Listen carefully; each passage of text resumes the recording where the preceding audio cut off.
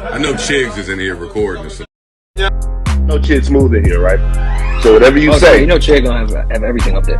whatever you say, Chid's gonna be on YouTube with it, man. If you listen to academics, you would think Philadelphia hated Meek Mill, but it seems like the Dream Chasers are still around. As we previously covered, one of 50 Cent's friends, who's from Philly, joined the hate train against Meek Mill. But in Philly, he ran into an old friend who asked for a public apology that was recorded. That's in the previous video from yesterday. In the previous video from today, 50 Cent's friend Mike Knox would go live and express to the people that ignorance and ego are the killers of our people. So he wanted to apologize to make sure the coast was clear, and Rick Ross would react to the situation. What's up, y'all? It's your man Talkless World reporting for the Chig Smooth channel.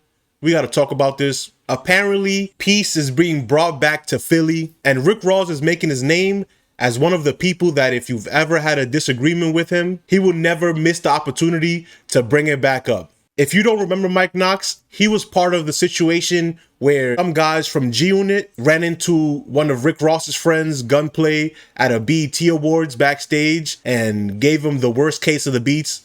So this back and forth between Rick Ross and his friends and 50 Cent and his friends dates back a long time. Rick Ross would see the rundown and then the apology and would comment on that video, kiss the ring, kneel, ninja, kneel. Again, if we're looking for peace, this definitely doesn't help it, but there's been such heavy back and forth between 50 Cent and Rick Ross that they're never going to, at least publicly, put that aside. Especially not in this situation where it looks like your artist has the upper hand. Is this the start of the Philly peace movement? Is Rick Ross throwing a wrench in the plan of his own artist Meek Mill's ability and opportunity to actually be a positive change for his city? Or is Rick Ross the only one still telling the truth and standing on business publicly? Do you agree with that? Should 50 Cent and Rick Ross put their issues aside? Let me know what you think about it in the comment section.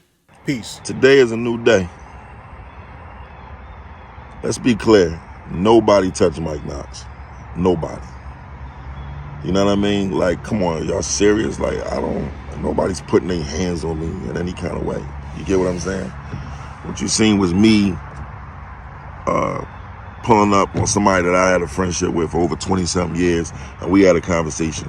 And we was out there talking for an hour and some change in 90-degree weather, where I took my shirt and wiped it on my face and just going back and forth. Like, we going back and forth with each other about what we agree, what we don't agree about, and that's that at the end of the day. You know, I apologize. I wanted to apologize. I didn't sit there and I wasn't coached through nothing. I didn't have to do all of that. And when you apologize, you move on. I'm a real nigga at the end of the day. You know what I mean? I've been battle tested, man. I didn't been through all this shit in the streets. I did all of that. All this shit that these niggas be talking about on this internet and all that. I've been there. I've been through all that. I've been in the state jails. I've been in the federal jails. I punish niggas. Anybody ever came to me and tried to play with me in any type of way. I don't have no flaws on me when it comes to that type of stuff. And it's not me talking tough. It's just being real. One thing I can do is fight. Let's be clear on that. Nobody's bitching me. Nobody's calling me out my name in front of me or playing with me on that level. At the end of the day, as men have conversations and they figure it out as they want to figure it out. And that's just what that is. And that's all that is. Ego and pride kill us every time, man. That's the biggest killer. That's the biggest killer. You know what I'm saying? Like, at the end of the day, you gotta look at what it is. When you do something, you involve so many different people. I'm suppressing this situation in so many ways because it's so easy for a person to look and say, yo, we gonna do this, or yo, I wanna do that. At the end of the day, my nigga, listen, we all got families, man. Like, I'm somebody's father at the end of the day. And don't get me wrong, I've been in this industry and done wild shit, but guess what? There's an old Mike Knox and there's a new Mike Knox. I fight the old Mike Knox every day. I've been through a lot of shit in my life. But just in this one last year, I lost both my grandmothers. I lost my aunt, I lost my uncle, and I lost 3 homies that I looked at like brothers. All in 1 year within 6 months. Yeah, people have moments. But see, the internet is so much about showing off and making everybody think people got so much money and they ain't living a regular life that y'all don't understand what it is to go through real shit. Because y'all hiding it. You know, a lot of people are being on the internet talking big willy, they get money and all this, but they going to work when they get off. They got to be to work or lose their job and can't pay their bills. But people so afraid to be who they truly really are that they hiding who they are. I don't want to be the person that hide who I am. So if it's like, it's just crazy to me. You can't be a normal person in this shit, on this internet shit. You can't normalize shit. This made me understand I want to normalize who I am.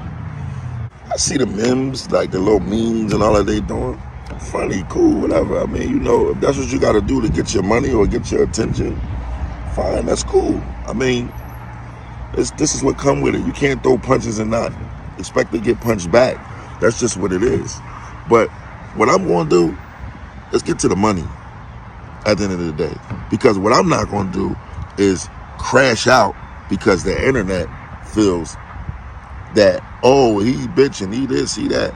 Listen, there's been multiple situations, man. These people know I'm not pussy. They know I'm not no bitch. They know me.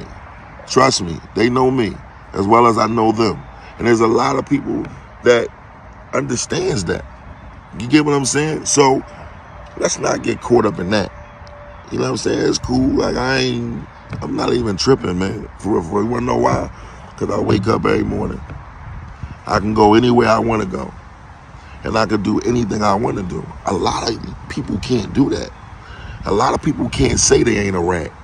A lot of people can't say that, you know, they can go anywhere they want and they can get love anywhere they want. There's a lot of people that love me and there's people that hate me. But guess what? I can't do nothing about that. Only thing I can do is focus on what I'm going to do moving forward to take care of me and my loved ones. These are the people that I'm concerned about. These are the people that I'm trying to impress. These are the people that, you know, I want to make proud and make happy. You know what I'm saying? All that other shit, I don't care nothing about that. You can't. You know what I'm saying? And at the end of the day, this need to be like something that the youngers need to understand, man. Listen, a lot of y'all getting killed because y'all can't have a conversation. A lot of y'all getting killed because y'all don't want to put y'all ego or pride to the side. Or y'all going to jail for the rest of y'all life before y'all even understand what life is. I'm a grown-ass man. Grown-ass man. Everybody make you know, wrong decisions at some point in time in their life. You know what I mean? That doesn't make, one decision doesn't define a person being a pussy or a bitch. At the end of the day, it don't. And if you think that, then you're sadly mistaken, man. You got a lot of growing to do, and you got to go through a lot of things in life to understand that. Because guess what? A lot of y'all gonna trip, fall. Let's see who get up. I did 7 years in the feds. I did time in the state before that. I had to get up every time. Let's see who gonna get up. Let's see who's going to get up and come out here and make it happen. I came out here, hopped in the machine, started my own company, gained relationships in the industry, you know, made different things happen for different people from Philadelphia to other places. I'm respected. You can't discredit me from a situation like this. You know, at the end of the day, people will push negativity more than they'll push positivity any day, and I recognize that. You know what I mean? I was a part of doing that bullshit, so I've seen it. And at the end of the day, I stand in what I feel and how I'm moving. But I refuse to let, like, people just think like, oh, it's over for Mike Knox, man. Y'all crazy.